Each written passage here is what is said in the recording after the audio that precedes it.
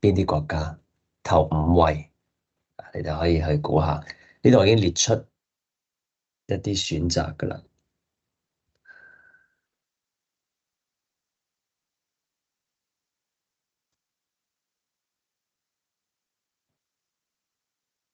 OK，咁我哋開估咯喎啊！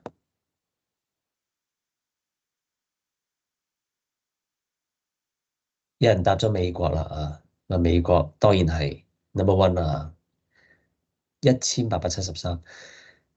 要知道咧，就係美國同第二位啊。美國其實唔難估啊，第二位咧，第二位係乜嘢啊？加拿大唔係啊，第二位係印度啊。OK 啊，印度得唔得？Sorry，第二位係日本，日本跟住印度啊，其實差唔多啊。跟住就係加拿大、中國啦。係你見到歐洲點啊？歐洲唔係好得㗎咋，比較得嘅就係 Deutschland 同埋 France。OK，英國。OK 啊，我哋啲 information 啦嚇，咁即係美國係一枝獨秀啦，無與倫比啦，啱唔啱啊？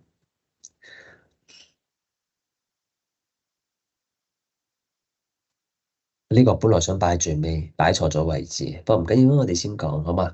今日會比較多講一講，即係一路以嚟究竟我哋係點樣去做，同埋我哋有啲咩得着係需要去進步嘅。我哋睇翻4月初嘅時候，大家都一片恐慌之際，嗰陣時點樣分析啊？我唔係全部啱嘅，有啲係錯嘅，所以今日就係分析我錯嘅地方，啲乜嘢可以學習，同你哋分享之餘，因為你哋都跟我一齊去做噶嘛，咁所以都同大家講下我嘅得着，希望你哋都可以從中學得到啊。嗰陣時點講啊？啊，大家睇下我喺4月3號嘅時候講過呢一個係嘛？嗰陣時一啲嘅重要位置俾咗你哋。你睇下我嗰陣時俾嗰啲位係咩位置？最低就係525蚊啊！但係結果咧，最低大家知道啦，係咪係481蚊，相差都唔少喎，係嘛？咁即係咩問題咧？如果你睇翻個問題就係太早啦，係嘛？太早開始阻則佢介入啦。雖然你而家睇翻轉頭話，喂唔係喎，Samson 你都好勁噶啦，呢個賺緊錢噶啦已經。但係我哋可唔可以就係話從中去優化，即係令到下一次做得更加好，唔好咁早抄咧，係嘛？OK，呢個就係我想同大家分享嘅。我哋忽略咗咩？我哋忽略咗，我哋低估咗市場嘅情緒效應帶嚟嘅震撼。呢個係我一路以嚟都做得唔係咁好嘅。雖然我成日同你哋分享情緒指標，係嘛？但係我哋睇完情緒指標，我哋唔知個極限喺邊度啊？啊，點解我哋會早咗咧？點解我哋會早咗去做咧？就係因為我哋有太多嘅理性嘅分析。3月底嘅時候，我已經開始叫大家要入。點解啊？因為我哋嘅理性分析話俾我哋聽，美國一定冇問題嘅，阿 Trump 一定會係呵護資本市場嘅。而家嘅關稅只係會令到美國長遠會走得更加好。記唔記得我一直係持有呢個睇法㗎？呢個係我哋宏觀分析，我哋分析特朗普嘅為人性格，分析佢做事嘅風格，係咪？我 Patreon 都分析咗唔少㗎啦。從而令到我哋有一個理性嘅分析，我哋認為就算關稅點都好，對美國嚟講一定係好嘅所以跌落嚟嘅時候，我哋一定要抄。咁咩位置抄？我哋就揾啲重要嘅位置去考慮啦，係嘛？但係我哋漏咗一樣嘢，就係忽略咗市場嘅聲音。我哋有理性嘅分析，但係市場理唔理性咧？係嘛？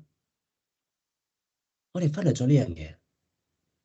OK，新嚟嘅朋友，而家我哋分析緊4月份到而家，雖然好似做得唔錯。但係有冇啲學習點我哋可以學習到，令到我哋將來做得更加好嘅？啊，3月底我哋根據數據分析，認為呢個係底部區域，真正嘅底部唔係3月底，係4月中出現嘅，早咗2至3個禮拜，係嘛？所以個學習點係乜嘢啊？第一，我哋一定要俾個情緒發酵，OK？恐慌開始嘅時候唔好急，俾佢繼續蔓延，俾佢繼續帶出嚟啊！同埋我哋唔好低估情緒嘅力量，OK？因為呢個時間同幅度遠遠超過你嘅想象。而家嘅市況同10幾年前嘅美股係好唔一樣噶啦。10幾年前嘅美股冇咁多後生嘅基金經理，大家都係好似巴菲特年紀嗰種咁樣嘅好老成嗰種做法。但係而家因為太多勁人，太多趨勢基金，好多人投機性博弈去做嘅，所以咧，我哋呢個情緒嘅力量個時間同幅度一定要重新評估一下。第二，我成日同大家講個真相重唔重要？真相就係呢個，真相係呢個呢一段，同唔同意啊？你知道呢個係真相，但係呢個真相對於你操作上面，尤其係短線操作上面，未必一定咁重要啊！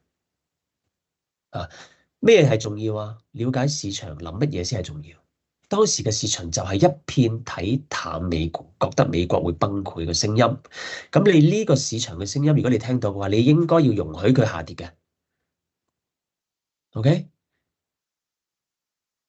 呢一句嘅下一個詮釋話俾你聽就係 trade what you see, not what you think。呢個就係 what you think。what you see 就係市場嘅聲音。真相真理嗱，我哋嘅分析到最後一定會呈現喺你眼前嘅。但係喺呢個之前，一切都係雜音，即係呢啲啊，呢啲都係雜音，係嘛？我哋要順應市場規律，順勢而為。第二樣嘢就係咩啊？看空不做空。例如乜嘢啊？我咪一路都睇淡歐洲嘅，係嘛？大家記得我講歐洲未來呢5至10年係會最差嘅，但係我一路都冇做空佢喎。點解啊？我唔會主動沽空歐洲資產。你睇下歐洲升得幾好，係咪再一次證明我講嘅係5至10年維度嘅歐洲發展？唔係叫你而家話即刻會大跌啊，歐洲好唔掂啊？唔係啊，你見到市場唔係咁睇啊，啱唔啱啊？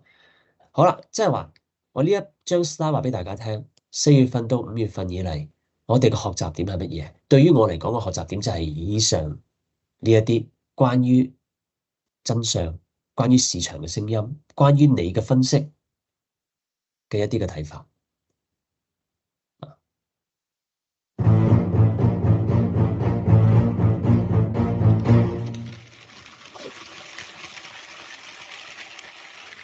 而家面對嘅情況就係一啲嘅紅軍，即係一路睇淡美股嘅沽空嘅情況，係俾人夾上，係嘛？一路夾上嚇，咁之後會點樣咧？之後會點樣行咧？我同大家講咗，pink trade 就係一路向上，係嘛？你聽日我再分析啊。全球嘅長債息，我呢度列晒出嚟，咁多個國家嘅長債息都喺度飆升啊！呢樣嘢咧，又係我哋要關注嘅。長債息升係咪代表得兩個情況啫？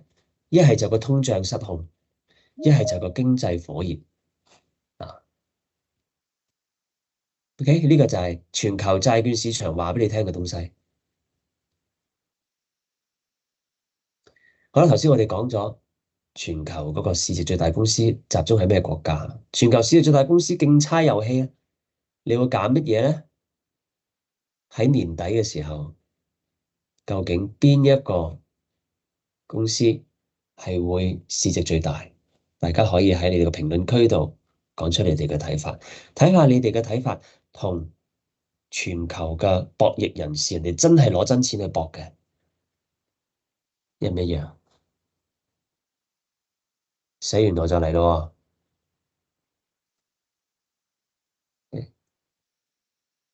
，Tesla 係最低嘅，啊，咁啊，叮當碼頭嘅就係紅色同埋藍色。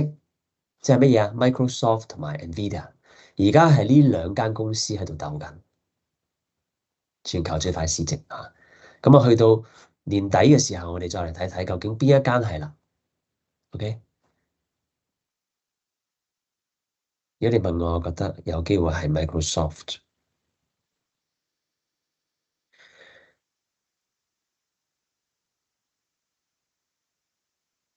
好啦，我哋又嚟宏觀分析咯嚇。特朗普執政，你對唔對佢有充分嘅信心啊？佢會呵護金融市場嗎？會唔會啊？你發覺佢叫你買股票係嘛？你發覺佢跌到某啲重要嘅位置，佢會出手，佢會妥協，佢會讓步，佢會調整，佢呵唔呵護美國經濟？你哋覺得咧？由呢4月、5月，你哋睇到啲咩嘢咧？係嘛？而呢一個認知係決定你嘅投資邏輯，究竟你對美股係逢高睇淡定係逢低買入？OK，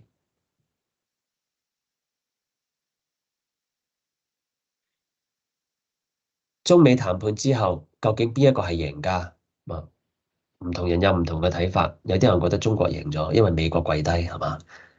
但係你要真係睇下關稅調低嘅情況，OK？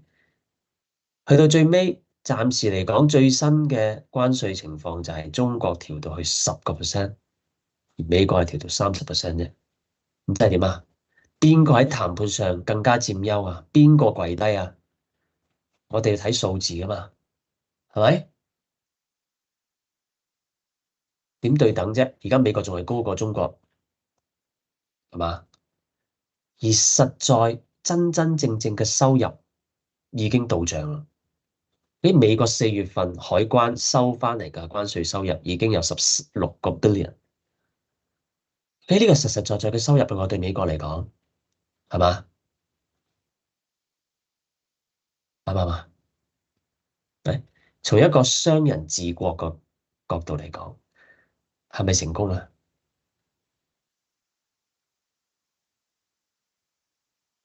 呢個我應承咗同大家要借呢個分享會嚟講下。OK，阿 Trump 今次去中東之旅嘅收穫係非常之大嘅，冇乜人報道呢樣嘢，冇乜媒體去分析究竟背後個 deal 有幾咁大。每一個3個國家，中東嘅3個國家佢都去咗拜訪，大家有冇去詳細去跟進呢樣嘢啊？有冇去睇啊？睇下佢嘅演講啊，睇下佢嘅接待規格，睇下當地國王對於特朗普嗰個尊重同支持，有冇睇到呢啲嘢啊？呢啲先至重要啊！OK，呢啲先重要啊！我唔想話所有嘢分析晒俾大家，我希望你哋自己去揾，自己去睇，自己去領會。OK，呢啲係需要你自己去諗嘅，自己去留意嘅。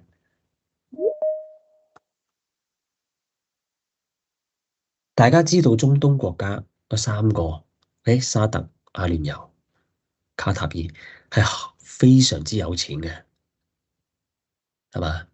好有錢嘅喺嗰度啊！咁佢哋啲資金投唔投資美國？呢個係咪好大嘅 issue 啊？同埋你睇到沙特個國王係對特朗普嗰種尊重，哇！差唔多好似覺得差唔多要五體投地嗰種拜服，你就可想而知特朗普係幾咁受尊重。我睇翻啦，唔需要聽我講，自己去睇翻嗰段片，網上全部都有噶。好啦，咁我想攞出嚟講嘅就係特朗普講嘅呢一段啊，佢講咩啊？尊重每個國家嘅政治傳統同埋選擇嘅發展道路，通過自身嘅努力發展自己要嘅模式，而唔係遵從所謂西方嘅政治干預。我問過你哋，你哋對呢一段說話有啲乜嘢睇法？有冇人可以發表下你哋嘅意見啊？特朗普對於中東之旅佢講嘅呢一段說話，其實你哋有啲咩睇法啊？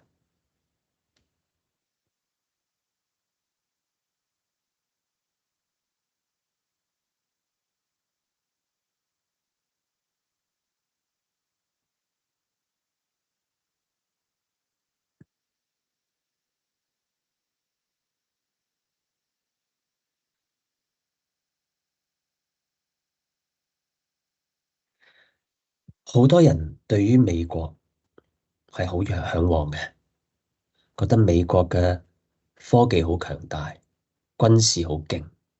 美國作為一個世界警察，係應該維持世界嘅秩序，係咪啊？係咪對美國有好高嘅期望啊？啊，從而希望美國嘅制度可以引領全世界走去共同進步嘅一個烏托邦。呢個就係好多人理想化美國嘅一個睇法嚟嘅。大家同唔同意啊？美國好正啊嘛，美國啲嘢好完美噶嘛，哇！佢個制度做得幾好啊，OK，應該要好似咁樣啊。咁而呢個制度咧，如果能夠 apply 應用喺唔同嘅國家，所有國家都會好似美國咁勁嘅，大家都有呢個向往嘅，OK。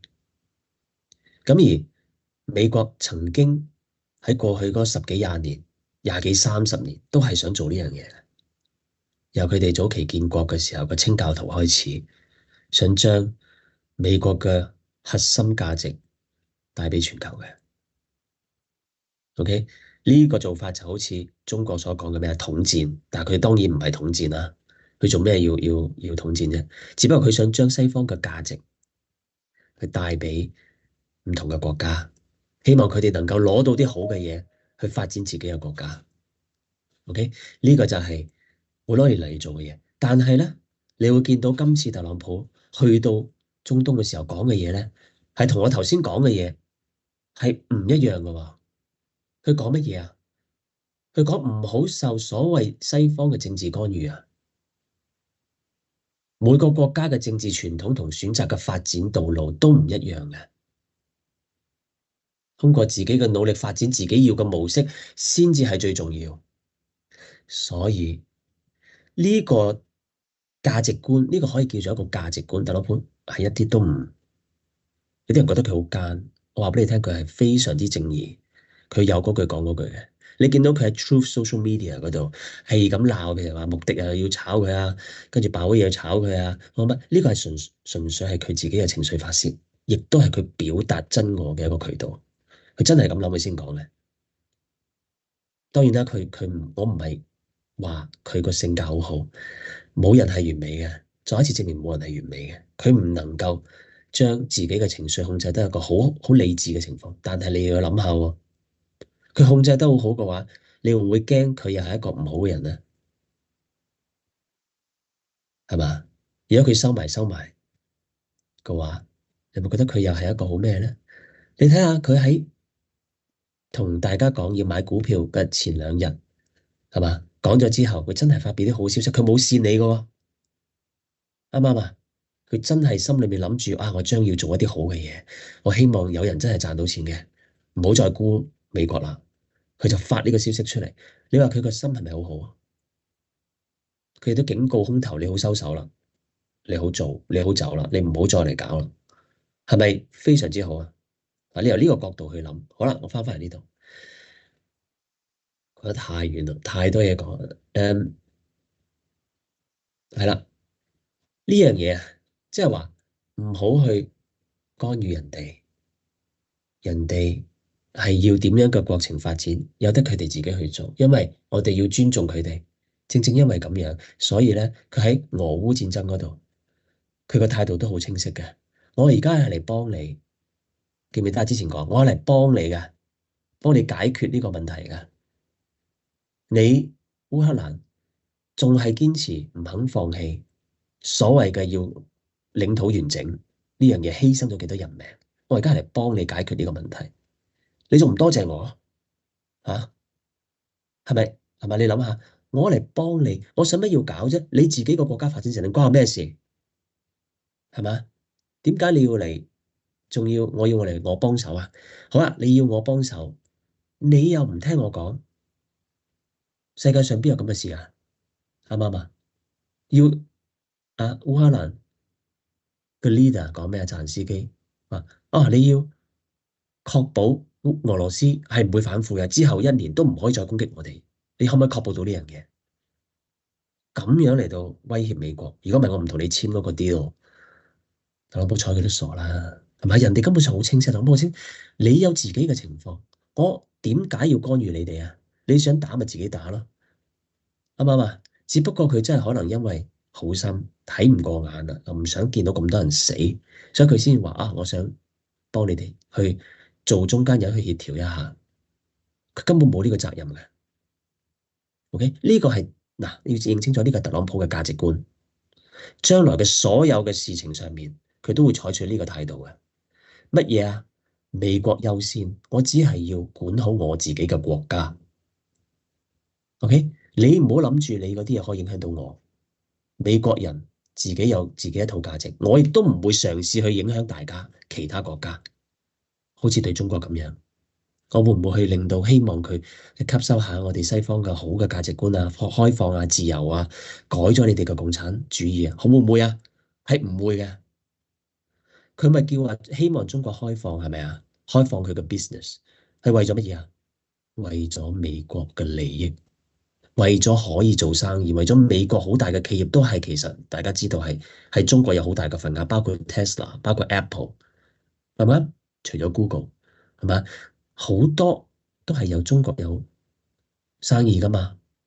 咁佢係為咗美國嘅利益嚟㗎，佢唔係為咗啊！我想你中國好啊，你開放咗，我更加多人會更加好啊。好似嗰陣時改革開放嘅時候，佢唔係呢個目的，明唔明白？好啦，我哋借由特朗普嘅呢樣嘢，我哋推而及此，我將呢句說話去改變一下。呢個都係我成日同大家講嘅。我哋係咪要尊重每個個體嘅自由意志同選擇，而通過自己嘅努力發展自己要嘅生活模式，而唔係遵從所謂呢度紅色嘅字咧，係你哋可以自己去 replace 嘅。OK，你父母又得，愛人又得，朋友又得，老闆又得。OK，嘅為你好嘅干預，明唔明白？我哋要尊重每個個體嘅自由意志同選擇。當佢，你會發覺，哎呀，我真係好想你好啊，我想你出人頭地，我想你讀一個好嘅學校，所以我花好多精神去幫手啊，我花好多錢、好多精神幫你揾一個好嘅學校，點知你唔領情，係嘛？你再喺度鬧我，搞到父母仔女嘅關係好差，好多呢啲社會問題發生，就係因為乜嘢啊？就係因為你嘅所謂為你好嘅干預，並不是呢個個體嘅自由意志同選擇。譬如話美國話，喂，我想你中東好似我咁樣啊，好似我哋搞民主制度啊、自由啊等等啊，做唔做得到啊？人哋長久以嚟都係國王制度，搞乜鬼你講嗰啲西方自由，我都唔知活得幾好，我哋係嘛？你做咩要搞我哋啊？係嘛？呢個一樣嘅啫。你諗下，你喺度干預別人生命嘅同時，所謂別人真係可能係你好親密嘅人嘅同時，你有冇諗下對方嘅感受啊？你有冇諗下你個仔嘅感受啊？啊，有冇諗過啊？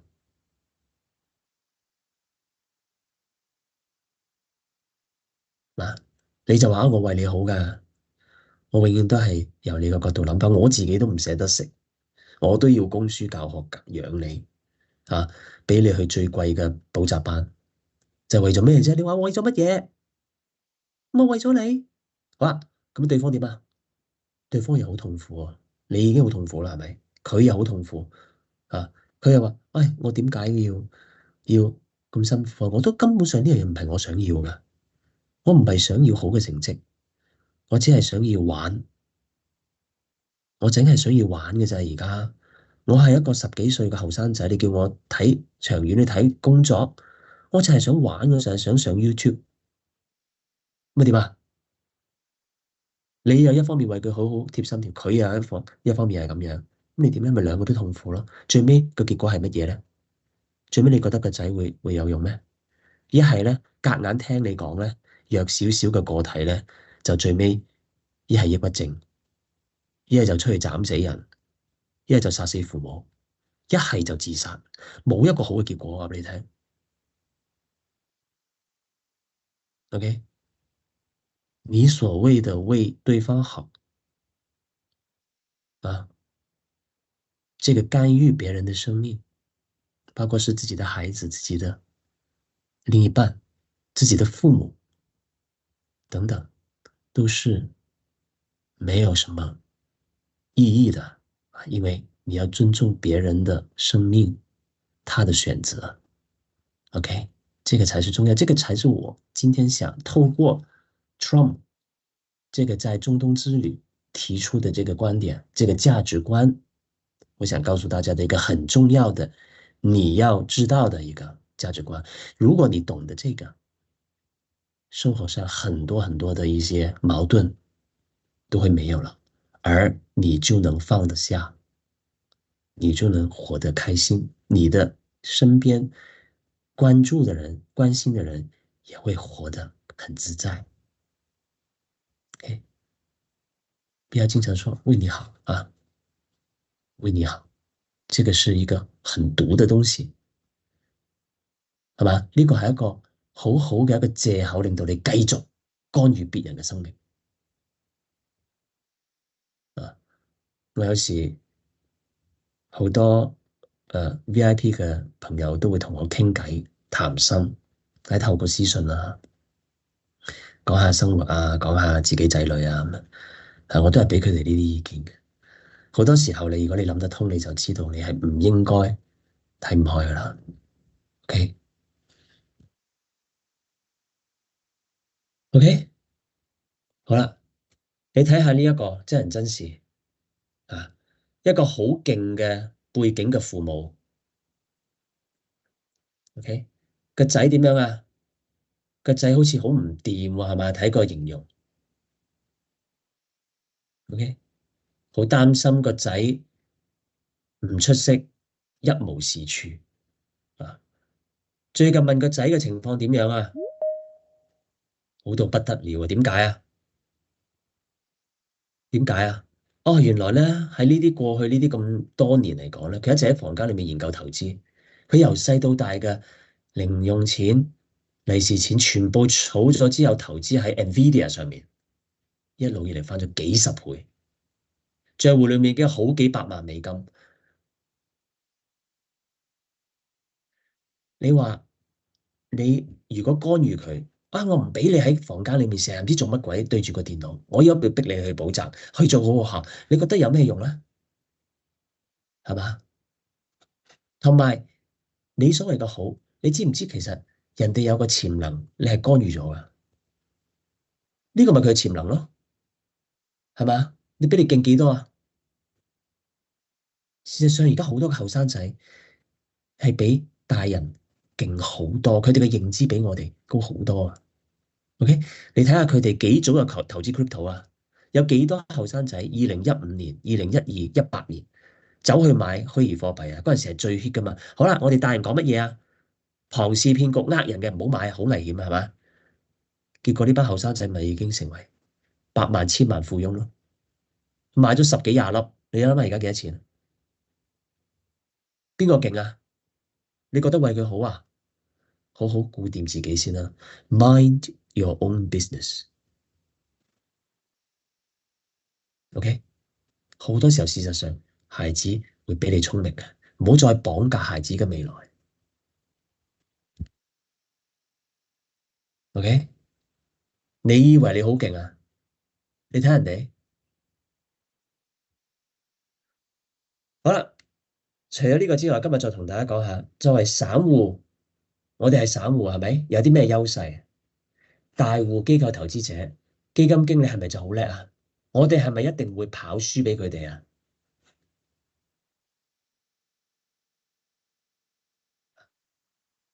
我有好多嘅新聞同實實在在發生嘅事情，係話俾你聽。根本上呢啲所謂嘅 traders，所謂嘅專業交易嘅人員，佢哋係好渣㗎咋。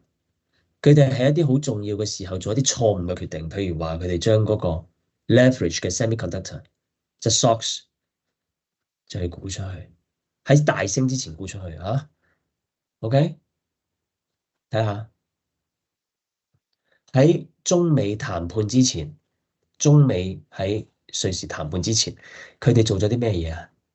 佢哋係 long fix long 美元 short 唔係 short dollar long UST，OK？結果點啊？錯晒啦係嘛？錯晒啦，夾啦，alright？佢哋 increase short exposure in Bitcoin 同埋中型，即係佢哋睇淡呢個中美關係，睇淡呢個中美談判，佢哋覺得唔得㗎，所以佢哋就做呢啲部署啊嘛，結果就錯晒啦，係嘛？變咗呢一個禮拜，啱啱過去呢個禮拜，佢哋需要點樣啊？補淡倉啦，佢哋需要去追啦，令到呢個市會繼續夾咯。我咪同你哋講，唔好急住去買啦，繼續仲有得玩啦，係嘛？OK，smart money，所謂嘅 smart 係 loses to retail crowd that bet on stock rebound。一路以嚟，散戶係一路買嘅，佢哋一路驚嘅情緒指標一路好低，但係一路就實際上嘅行為就係一路 buy dip，一路驚一路 buy dip，好似我哋咁樣，結果咪贏咯，贏到開行咯，係嘛？Michael Berry 係好出名嘅基金經理，最近一期嗰個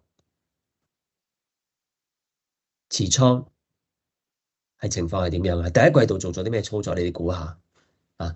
佢係將所有嘅中概同埋一啲嘅美股沽清，OK？沽清晒，一季度係跌噶嘛？1至3月係嘛？1至3月係大調整，佢沽晒，唔好理佢幾時沽啦。啊，佢就加咗咩啊？加咗 SD Lauder 呢隻股票。好啦，SD Lauder 嘅走勢係點樣啊？OK，佢加嘅時候係呢個位置加嘅，一季度嘛，今年第一季度。咁你話呢個基金經理，你想俾錢佢做啊，定係你自己做啊？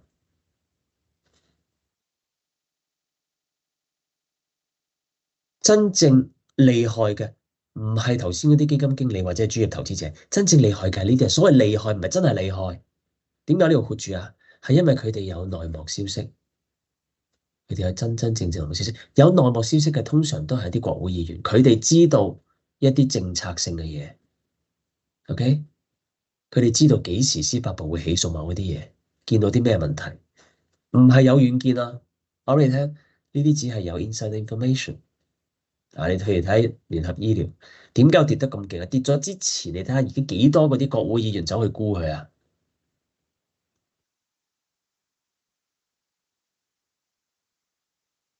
好啦，咁我咧，我乜嘢消息都冇，係咪？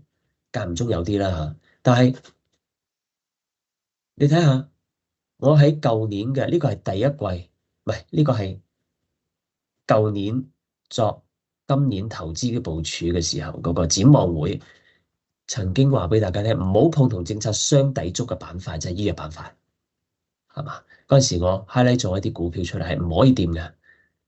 OK，譬如輝瑞啊、Moderna 啊、麗來啊、安進啊呢啲啊。但係我同時間話俾大家聽咩啊？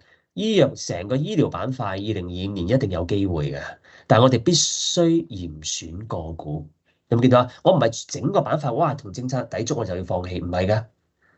有啲股票我哋需要去關注，譬如 Hims、Oscar Health 同埋 TM 呢啲，我哋咪要做咯，係嘛？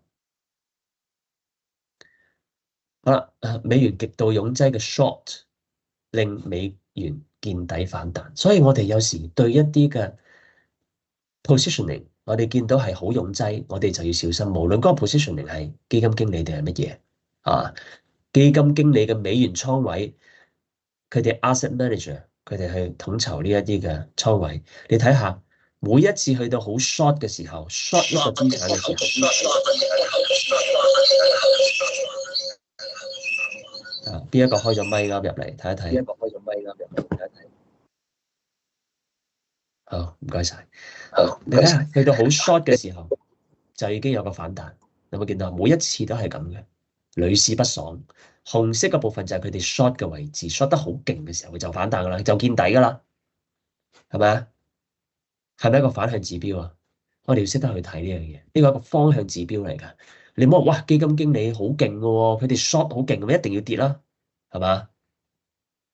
唔係嘅，事實上唔係咁樣。TLT 咧，TLT 個空頭急增，係嘛？OK，所以我哋估應該會有夾空行情。哇，今日真係好多嘢講咯，可以快少少哈，大家留心啲聽啊！今天太多東西跟大家說了啊，盡量說快一點啊，那麼大家留心的聽啊。好，這個我看到的一個很特別的一個點啊，就是美國的財長貝申克啊 Bessent 之前的稱呼啊，稱呼我們中國的主席叫什麼？叫 Presidency，是吧？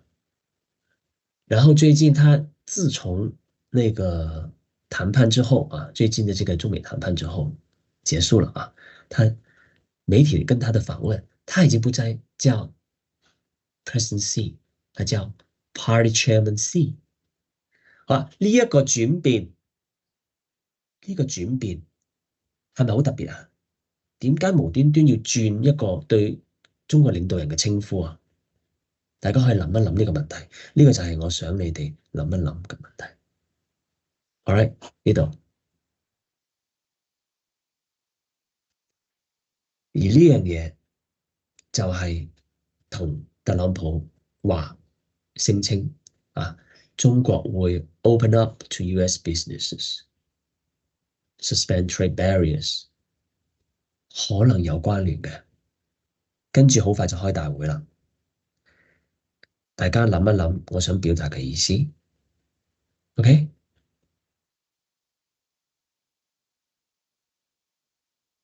好啦，咁啊，最後一個同大家講嘅就係，我哋投資一定要與時並進，係嘛？曾幾何時，大家記得我係幾咁唔中意波音啊，好唔中意佢係嘛？而舊年嘅7月份，我同大家講乜嘢啊？Patreon 嗰度一直讓大家唔好碰基本面唔得嘅公司，特別係管理層誠信有問題嘅，你永遠都要 blacklist 佢，係嘛？我就咁講啊。OK，跟住舊年年底我改變咗睇法啦。點解啊？點解我咁憎呢間公司變做，可以考慮咯？因為公司進行咗改革啊嘛。當一個公司進行咗改革，佢之前嘅黑材料，佢之前嘅唔好嘅一個企業管治，將會變翻更加好。咁呢啲我哋就要密切關注啊，因為好差好差嘅情況將會係已經係隧道嘅盡頭，最差嘅情況已經過去啦，係嘛？你見到我嗰陣時喺12月底啊，舊年12月嘅底嘅時候，同你哋講乜嘢啊？因為佢進行咗呢個改革，管理團隊同企業策略上面進行咗重大變革啊，包括管理層嘅變革、成本削減嘅措施啊等等，係令到波音越走越好嘅，係咪？所以我就同大家講係可以去做噶啦，因為基本面已經反轉咗，OK，基本面已經反轉咗，所以我哋要與時並進啦，OK，咁我哋130至150蚊嘅建倉係賺咗好多好多錢嘅，係嘛？呢個就係我想同大家講。你哋唔好有對於任何股份有執念，OK？唔好有執念。我哋要睇下有冇啲嘢係我哋遺留咗嘅，或者有冇啲重要嘅節點係有個好關鍵嘅變化出現咗，而我哋係要唔可以忽略嘅。譬如波音呢個係一個好嘅例子，係嘛？我絕對唔係一個死板嘅人，話我死都唔要波音，好恨憎，害咗幾多人啊？我唔係咁啊嘛，你見到我態度唔係咁。嗱，當時係咁樣，跟住之後我轉咗 view 嚇，咁將來會繼續轉 view 嘅，所有嘢都會轉嘅。會唔會有一日我好唔中意 Tesla 咧？會唔會有一日我覺得 Google 都唔掂啊？會有機會㗎，你要睇下事態嘅發展係點樣啊嘛，係嘛？OK，保持靈活，保持靈活啊！所有東西都在變，我們必須要保持靈活啊！我們不要有執念啊！記得這一點啊！不要有執念，執念是害死你的。好啦，我哋睇下呢個 fact 就係咩啊？M7一路以嚟嘅表現係跑輸493嘅。今年啊，講今年 year to date 嘅 return 係咪？我見到啊，M7係跑輸標普同埋493嘅。但係事實上佢哋嘅盈利預測係咁樣嘅喎。你見到493同標普指數嘅盈利預測係向下嘅，但係咧 M7咧係最近呢次業績之後個急彈嘅，即係乜嘢意思？即係話俾你聽，M7嘅投資空間更加大。OK，呢個係一個大嘅背馳，盈利預測提高之下，股價仲跑輸，咁係咪一個機會啊？呢個就係機會，即係我哋要做呢啲咁嘅分析，從而話俾你聽，你究竟而家再追逐493定係 M7？誒，好啦，咁啊，禮拜五盤後出咗呢個消息啦，係咪？穆迪調低美國信用評級啦，基本面冇乜影響啊，基本上淨係消息調整嘅啫，因為升太多啦，升太多啦。同埋你有冇發覺出嘅時間節點啱啱好就係禮拜五收盤之後啊，跟住咧你要記得，你見到特朗普好嬲啦，係嘛？出咗嗰篇嘢，你話呢樣嘢特朗普知唔知情啊？之前一定唔知啦，知唔會咁嬲啦，係咪？即係升得好地地，諗住穩穩定定咁樣去做，可能特朗普下一步有啲嘢要做噶啦，佢搞啲咁嘅嘢出嚟，咁即係乜嘢啊？咁即係唔俾面佢啦。咁邊啲人會唔俾面佢啊？邊啲人想同特朗普作對啊？好多人啦，係嘛？利益團體啦，華爾街啦，全部都唔係佢嘅人嚟噶嘛，全部都民主黨人嚟噶嘛。OK，所以呢個係政治嘅黑暗咯。如果你再推翻上歷史睇一睇，2023年8月份又係另外一間係咪啊？標普去調低嘅啊。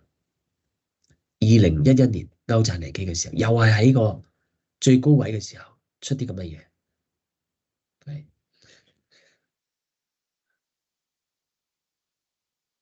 即係話係好黑暗嘅，好黑暗。OK，如果你知道美國係搞啲咁嘅嘢嘅時候，你作為總統，你係需要用乜嘢策略去做啊？你自己諗下，我可唔可以用一個好好人嘅角度去做啊？好正路嘅人去做，定係我要同佢同一啲咁唔正派嘅人去打交道？要贏佢要點贏啊？你自己諗下，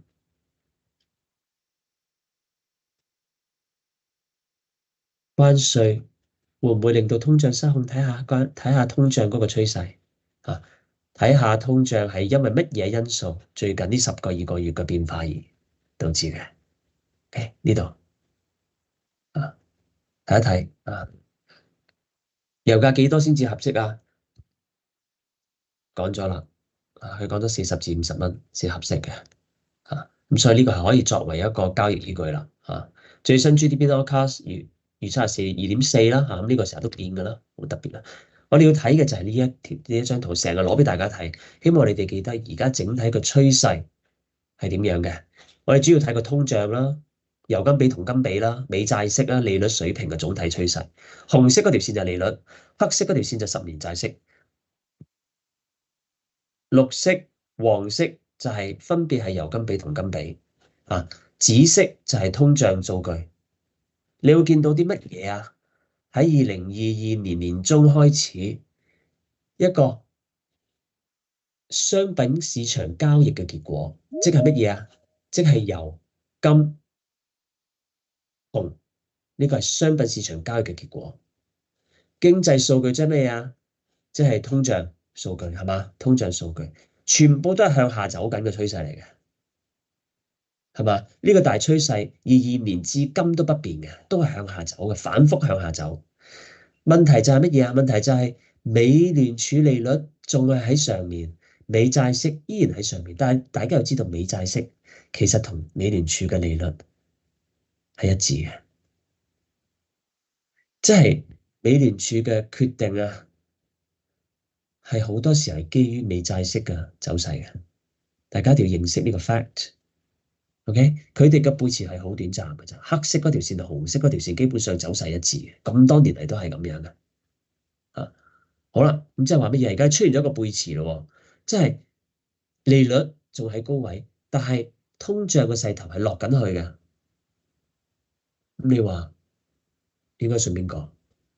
應該信商品市場交易嘅結果經濟數據，定係信美聯儲嘅決定？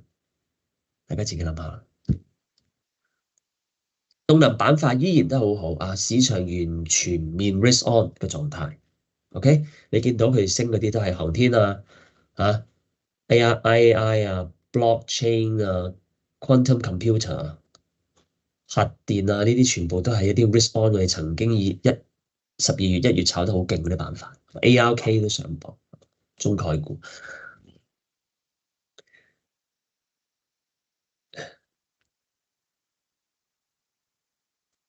PLTR 啊，PLTR 點解可以咁強咧？聯合醫療點解可以咁弱咧？好可能就同呢班 insider 有關嘅。PLTR 大家知道佢係接咗好多政府訂單嘅，係嘛？佢個軍事合約好多時候同政府去 deal。你國會議員點解係咁買佢嘅？大家明啦，OK？所以唔好睇係咪高估值啦。呢啲 insider 有料噶，insider 做咗咁多嘅交易，你覺得佢會唔會大概率會錯啊？定係你覺得佢做呢啲嘢其實係知道某啲嘢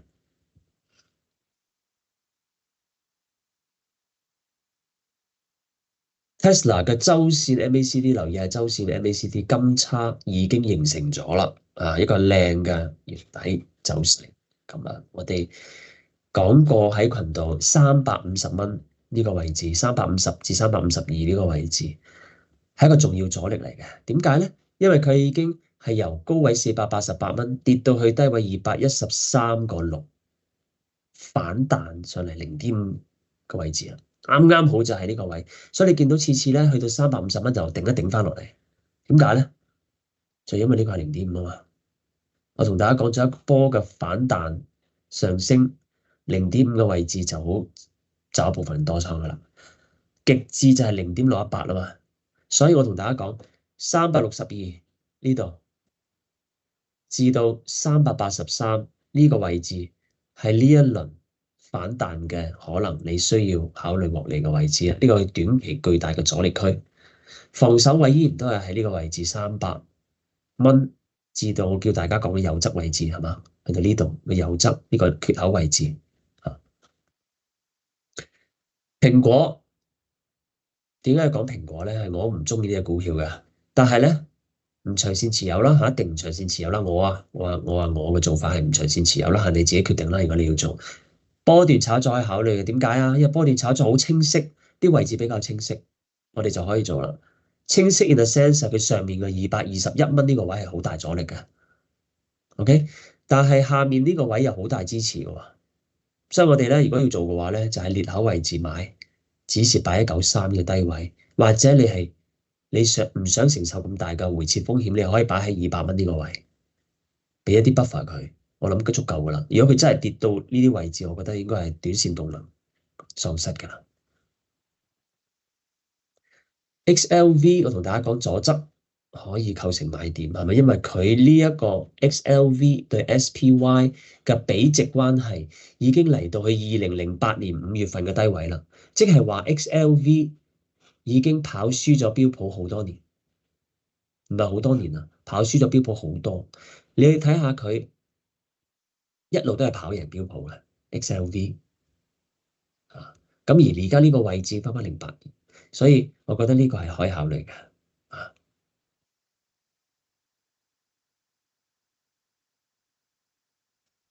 咁同時間你要知道 XLV 佢係屬於防守嘅，如果係行大牛市，佢會跑輸納指；如果之後行嘅係大牛市，佢會跑輸納指；如果之後行嘅係反覆震盪嘅市，甚至調整市，佢有機會係跑贏納指嘅。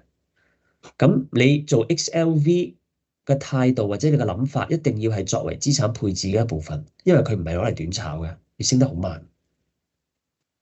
OK，令到自己嘅投資組合平衡一啲嘅啫，即係我唔好全部 QQQ，唔好全部做科技股，我揾一啲防守嘅板塊。XLV 啱啱又喺呢個低位，我覺得值得做咯。如果你要作資產配置嘅一部分嘅話，你要咁樣嘅思維去做啊，咁你就唔使成日都擔心噶啦。因為就算 XLV 再跌，你個 QQQ 一定會繼續升，呢個你要知嘅，你要想一個 portfolio 嘅平衡。標普好尊重呢一個周線圖係嘛？呢個周線 log 圖啊，2020年 Covid 至今嘅一個上升通道。咁呢個位置解釋過個重要性啦嚇，點解喺呢度見底啦？你見到如果正常嘅發展，佢去到呢度係咪有機會繼續上去通道上頂啊？啊，所以今年新高其實唔出奇嘅。啊，當然啦，會唔會咁行唔知啦，可能會落嚟咧，係嘛？咪你睇下咯。但係佢向上絕對唔出奇嘅，係嘛？呢個通道頂同底，我哋要關注啊。呢個上個禮拜同大家講嘅位置係嘛？主要動能喺483，有冇跌穿過？冇，所以咧我哋就要睇阻力係嘛？咁阻力一早升穿晒啦。OK，我哋盤中一路跟進㗎啦，係咪？繼續睇多啦啊！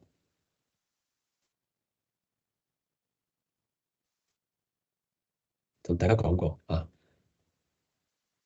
咁啊有機會咁行，亦都有機會咁行，咁啊行黑色線啦而家。好啦，咁啊最新係點樣咧？超買嘅情況好嚴重啦，同大家講過係咪？我哋借消息回調係實屬合理嘅。回調第一目標喺邊度啊？第一目標就喺呢個短期移動平均線508蚊，OK 呢個位置啊。我跌破之後咧，就要睇下呢個裂口支持啦。OK，493至502，咁而20天線都上緊去嘅，天線上緊去呢個位置啊，咁所以咧，我哋覺得差唔多呢啲位置咧會有支持噶啦。呢個位置啊，到時再睇啊，我哋邊行邊睇。如果呢啲位都跌穿啦，咁即係證明美股係有啲問題噶啦。All right，我們邊走邊看啊。這個首先回調是回應這個過度拉升的一個情況。那麼第一個目標是短期均線的一個支撐啊，然後跌破了，我們再看這個缺口啊，這個缺口正常來說不應該跌穿的啊，因為20天線已經上去了。如果跌穿是比較大的一個問題，可能動能有問題，到時再看啊。這個也是一個重要支撐啊。SPY 同理啊，關鍵點位啊，看圖。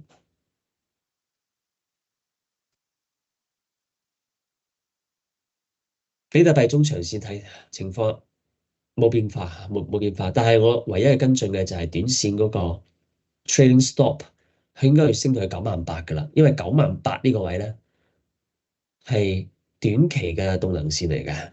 這個是98000，這個是短期的動能線啊。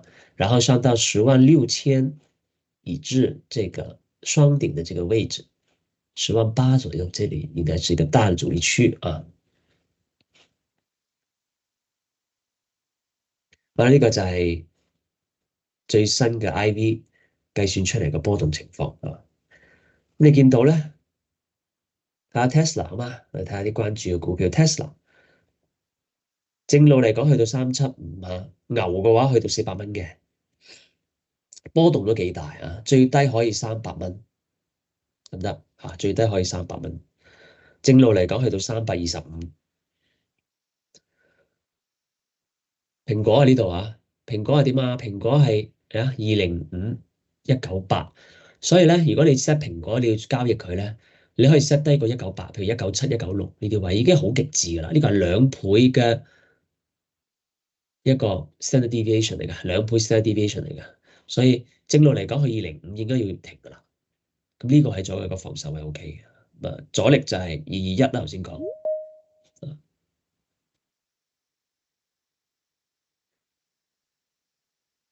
好啦，咁睇下個波動好細嘅咋。OK，指數個波動係細過之前平均13啊嘛，13美金，但係呢個波動係比較細啊。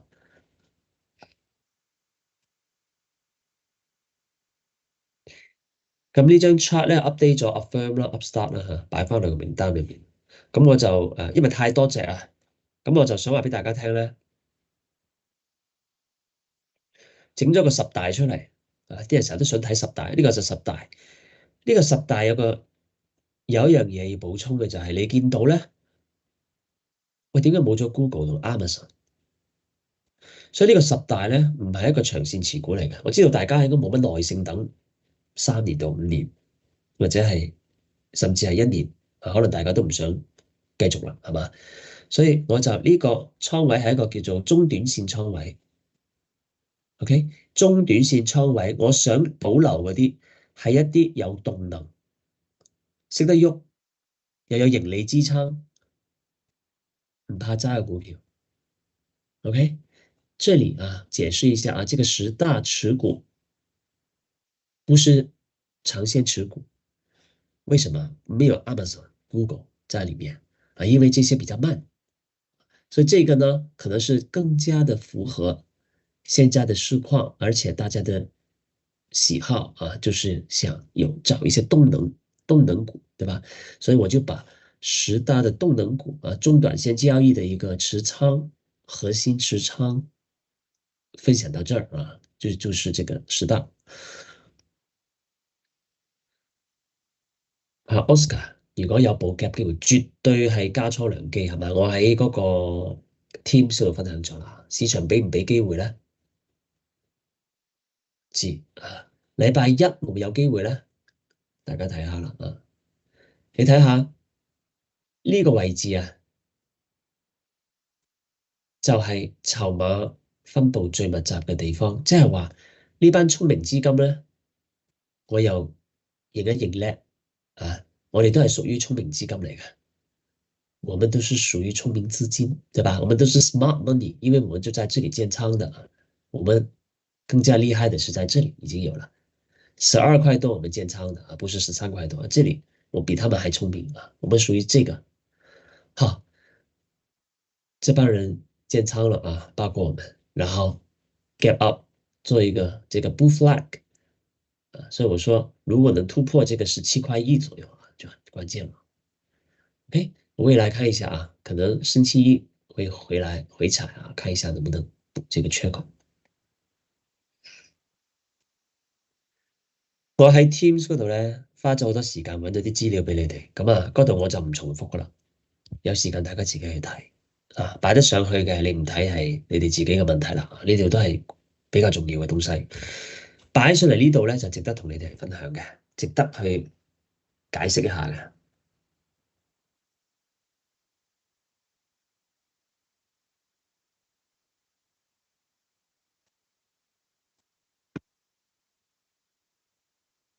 我哋睇下美銀個基金經理調查啱出嘅新鮮熱辣，咁睇一睇嗰個嘅最擁擠交易員 Long Gold，OK，Long Gold，跟住就係 Long M7，跟住就係 Long 歐股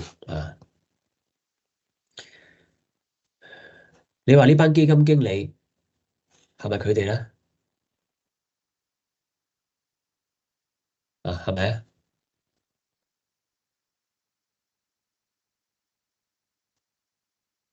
同時間咧，佢哋又話 Gold is the most overvalued on record。佢哋知係好嗰個價值係已經好貴但係都係忍唔住要去衝去買呢個咩心態咧？呢個咩心態？大家諗下，OK？同時間咧，佢哋非常睇淡美元喎，即係 long go 同 short 美元，而家係成為咗一個佢哋基金經理嘅一致睇法啦。OK，你由佢哋嘅倉位，由佢哋嘅睇法都係認為美元要好差嘅，所以美元就夾咯，金價就回吐咯。你見到最近呢個走勢係嘛？而同一時間咧，佢哋將資金由防守板塊流翻去進攻板塊，OK？Rotation to tech, euro 同埋 industrials and out bonds, defensives and energy，得唔得而家先嚟進攻，4月份唔應該做咩？佢哋嘅情緒啊，投資情緒有輕微改善，有冇見到？輕微嘅啫啊，即係話佢哋仲係帶住好多懷疑態度啊，因此個市繼續夾上，對於佢哋嚟講係個 pink trade。呢個 interesting 嘅，我特登唔擺喺 Teams 度俾你喺呢度同你哋睇一睇啊，佢哋點樣去睇未來一年嘅全球經濟狀況？你睇下嗰陣時1月份一路以嚟，其實藍色係主導嘅，藍色就係 soft landing 嘅軟着陸，紅色就係 hard landing 經濟大蕭條，no landing 就非常之高跌落嘅經濟，係嘛？你見到一路以嚟咧，紅色都好少嘅，綠色都唔多，啊綠色都有開始多啊呢度係嘛？啊特朗普上台，哇大家一齊憧憬，哇越嚟越多係嘛？跟住突然間咧2月3月跌落嚟，因為佢話關稅嘛。話關稅啊嘛，係關稅，所以美國唔掂咯，係咪啱啱同我哋嗰個睇法相反啊？我們一直以來是因為認為 Trump 會對美國經濟帶來長遠的好處啊，一個長遠的一個利好，所以我們認為關稅只是一個陣痛，對吧？啊，我們持有這個觀點，所以我們在這一波下跌的時候 buy the dip。至於4月份我們做的不好的事情，我剛剛已經 review 過了啊。然而，這一班基金經理他們看的是完全相反。你們從這個圖就知道了啊。自從關稅來的時候，Trump 上台的時候，你看一直是非常樂觀的啊，認為 Goldilocks 經濟啊非常繁榮的經濟是越來越多，hard landing 是越來越少。什麼時候到頂了？就是他上任的時候，一來就說什麼要關稅，啊，一直跌跌跌，啊，跌到4月份是低位啊。到現在還是認為這個 soft landing 佔主導啊，但是你看一下4月份認為 hard landing 的是非常多的，我們當然知道這個是錯的，不可能的，或是機會很低的。OK，呢個就係我想同大家講嘅嘢啊。大盤已經由低位上嚟夾咗咁多幾千點咯，係嘛？夾咗幾千點之後咧，你見到風險資產包括乜嘢啊？包括 high yield bond，包括 QQQ，佢哋嗰個 short interest，即係佢哋嗰個沽空依然都係好高。OK，佢哋仲係 Wall Street 仲係 bet 咩啊？仲係 bet 會向下大幅調整，所以佢哋咧係 refusing to admit defeat 啊，佢哋唔想承認失敗。所以我就話個 pink trade 就繼續向上嘅，令到呢班人需要平淡倉、爆倉，跟住追翻入去，呢個時候先有機會見頂。因為佢哋嘅猶豫，令到我哋覺得仲有機會再夾，係嘛？當然啦，咁啊禮拜六夾硬出啲咁嘅消息出嚟，影響啦。我想話點解佢出嗰個時機係非常之好啊？你諗下，佢唔出嘅話，呢班友點平倉啊？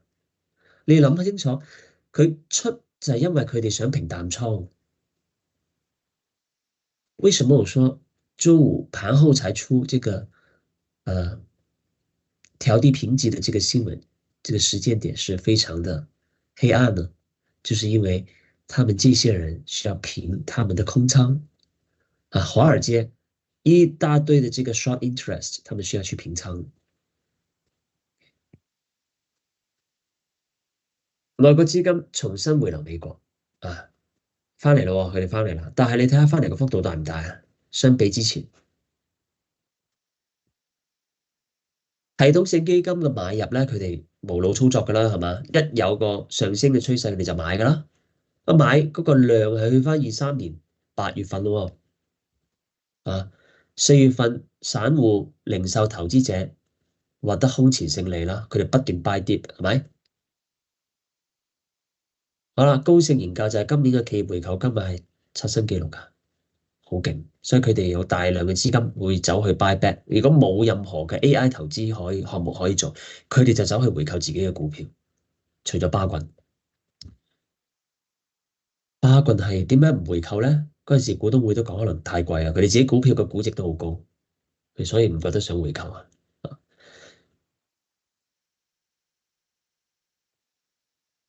OK，CTA 過去10日大量買美國股票啦。我哋睇睇個情緒指標，基金經理調查急升咧，佢哋係輕微減倉嘅，記唔記得啊？上個禮拜輕微減倉，翻到去70水平啦，係未有 FOMO 嘅，FOMO 係呢啲。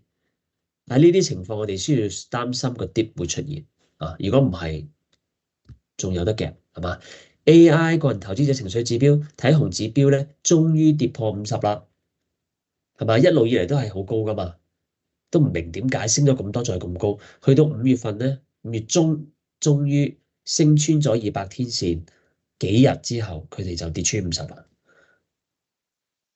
所以我哋睇到5月中係有一波好急嘅上升嘅，即係散戶投資者嘅情緒開始好轉而高盛作嘅一個情緒指標咧係依然悲觀但係悲觀嘅程度已經冇4月份咁犀利啦。標普嘅市寬同大家睇一睇，藍色嗰條咧就係200天線長線市寬，紅色嗰條咧就係50天線市寬中線咯綠色就係20天線市寬，係一個短線市寬嚟。20天線市寬已經好接近超買噶啦，過咗超買區就嚟衝去呢啲紫色線嘅位置嘅中線市寬都升得好急噶。跟住我特登畫一條藍線呢個50係一個盛衰分界線，我哋嗰個200天線嘅升穿翻所以呢個係一個牛市格局嚟嘅。但係短線我哋需要健康回調，因為短線市寬已經升得好急啦，佢需要有個健康回調。我同大家講過啦，係咪？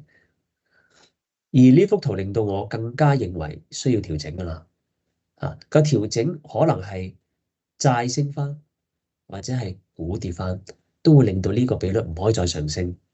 呢個比率要向下跌，因為太極致啦。你睇下嗰陣時8月份，舊年嘅 Black Monday，或者係呢個位置就係4月，係嘛？4月嘅時候啱啱過咗呢次，都係一個好極致嘅行情。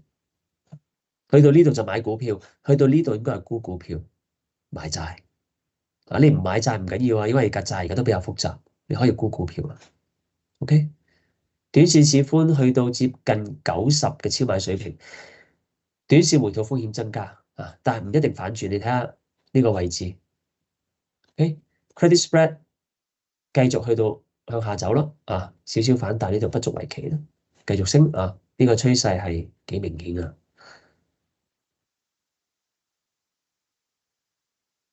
好啦，我哋睇多兩個指標，就係頭先睇嗰個未 update 呢個 update 咗啦。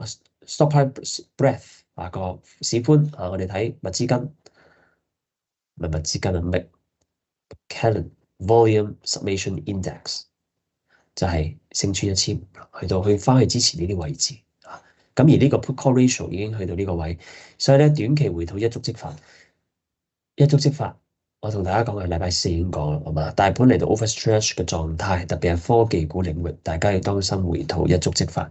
嗰個一觸即發嘅觸，我哋一定有啲事件推動嘅。咁呢個事件推動好明顯就係禮拜5嗰個盤後嘅調低評級啦。Sell in May 未必係啱咯。5月至8月咧，如果你睇翻嗰個標普嗰個統治，即係 post election year average，想睇過所以唔知8月都有好嘅表現。好啦，最後講講中港股直接睇市寬係背馳。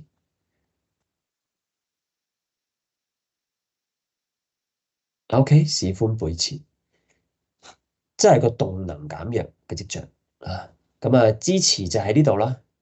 22,700而家係成為一個短線重要嘅分水嶺啦跌穿22,700，你嘅多頭需要好小心22,700這個點，如果你是持有港股多倉，你需要小心這裡已經有一個市寬的背馳，證明這個短期動能是走弱了那麼主力是24,800這個前高附近。因為這個之前給大家的圖2萬到23,500那麼最近這個高點已經到了。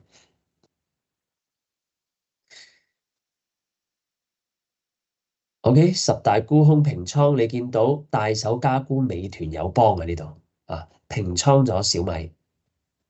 咁啊，美團要小心啲啦。美團嗰個沽空唔知點解咁犀利啊！咁而同一時間個 Seekers 嘅買賣咧，清一色都係沽美團嘅，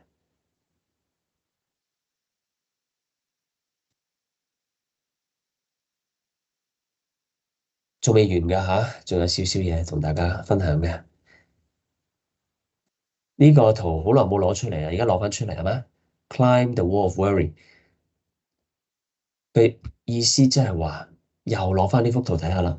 喺一個股市下跌嘅過程當中咧，你係經歷一個 slope of hope 係嘛？我哋可能 buy 啲 buy 咗喺呢度係嘛？我哋接飛到話 night catchers 喺3月底嘅時候開始啊，真正嘅底部喺呢度嚟嘅係嘛？我哋喺呢度咧，你會發覺係乜嘢啊？我哋要 climb the slope of hope。嚟到呢度真係見底啦，慢慢上升嘅過程當中咧，又會有好多好多嘅問題，令到你覺得呢一個上升反彈係不能持續嘅。呢個叫做咩啊？呢個叫做 Wall of Worry，周而復始。去到你懷疑人生到你懷疑人生嘅時候，performance chasers 都追入去嘅時候，可能又翻返嚟，又係經歷一個下跌之後，又係要去進行呢個 slope of hope 嘅一個，OK？呢個就係一個心理嘅變化。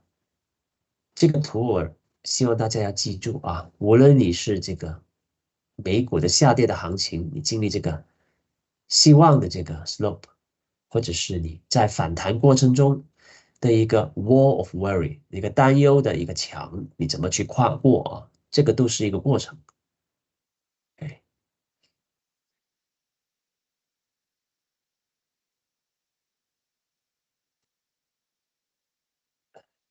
呢圖真係好搞笑啊！真係，OK，同一個490蚊嘅標普咧，同埋480蚊嘅標普啦，大家嘅睇法係唔一樣，同一個人係有唔同嘅睇法。OK，當標普由600幾蚊跌到去550蚊嘅時候，I'm an idiot，why didn't I buy 標普係490蚊啊？呢度開始啊，係嘛？OK，跟住跌到去480蚊，你又唔買啦，好彩冇買啫，係嘛？跟住升翻上嚟，點解又話唔買？即係頭先我講個 slope of hope 同 slope of worry 都係同一樣嘅嘢。OK，如果你做紅軍嘅話，仲慘。OK。你只能夠咁樣啦，同佢哋啲牛軍喺度跳舞嘅時候，同佢哋望佢哋。They don't know how right I was a few weeks ago。幾個禮拜前好勁㗎，係咪？你個450蚊 put 幾勁啊？而家冇用啊！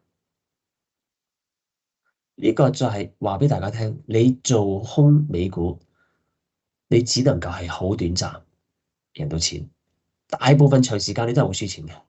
就算俾你贏到，你唔及時盈利咧，你都會輸晒啊！呢個就係美股嗰個特性。關於比特幣周期嘅一幅圖，睇完唔好 O 嘴啊！其實呢樣嘢唔係第一日先知噶啦，OK？唔係第一日先知嘅，alright？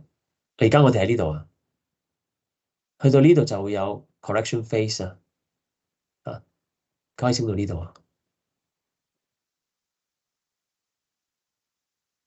呢幅圖大家有冇睇過啊？呢個 Optimus 機械人係馬斯克 Tesla，OK？佢做噶嘛，佢自己做噶嘛，呢個機械人佢研發噶嘛。有冇睇過最新嘅一套影片啊？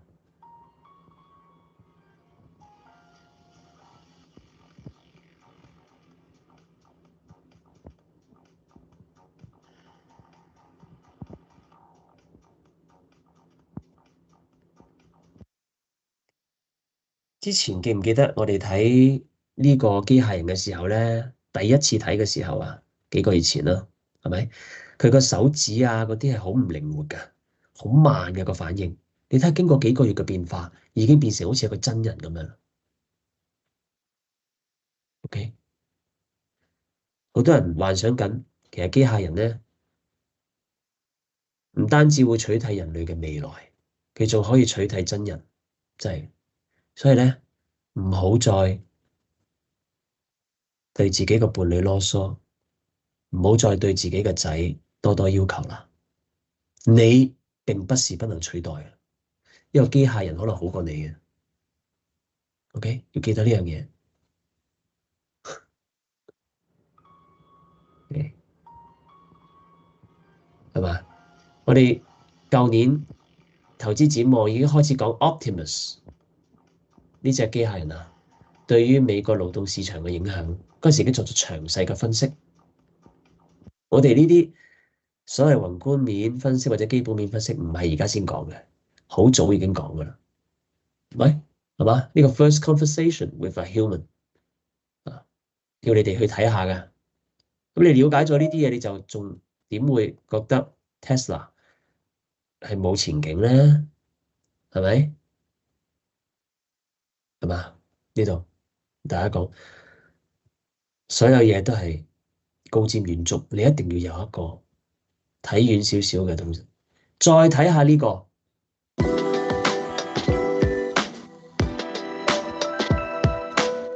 睇下法國嘅交通自動駕駛，睇住啦。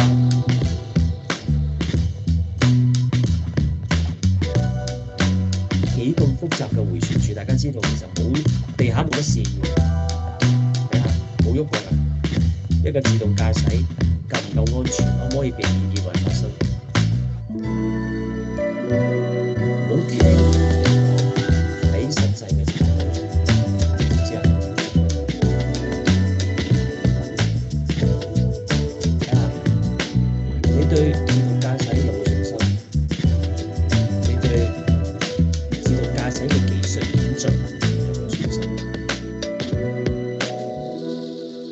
人類嘅未來就係咁樣噶啦，冇得你話唔用噶，知唔知道啊？啊，自動駕駛唔知係話俾你聽，點解自動駕駛去到 Robotaxi，甚至一啲出租車係咁受歡迎，同埋一個好嘅一個世界一個趨勢係咁樣行咧？你諗下，人係會有受到情緒啊，受到身體機能嘅影響，但係 AI 系統係唔會噶嘛，係嘛？佢哋有好多嘅 sensor 幫助去判斷。你話 AI 駕駛勁定係人駕駛勁？係嘛？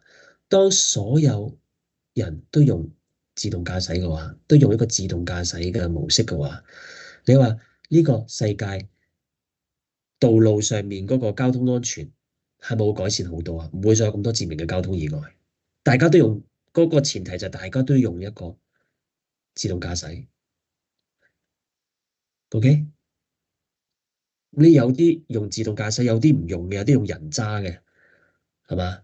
你咪好容易會有會受到情緒影響啊、吸毒啊、飲酒啊呢啲影響啊嘛。OK，好，今日分享嚟到呢度，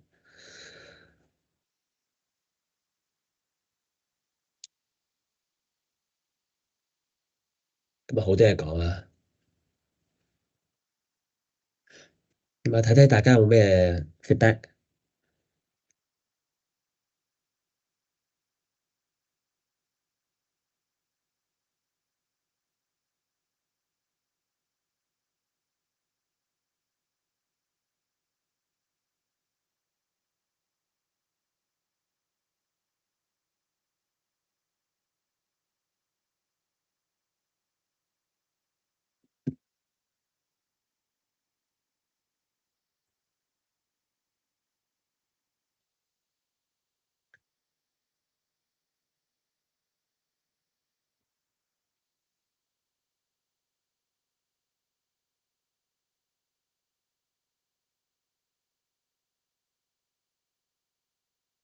有冇咩想講？OK 係嘛？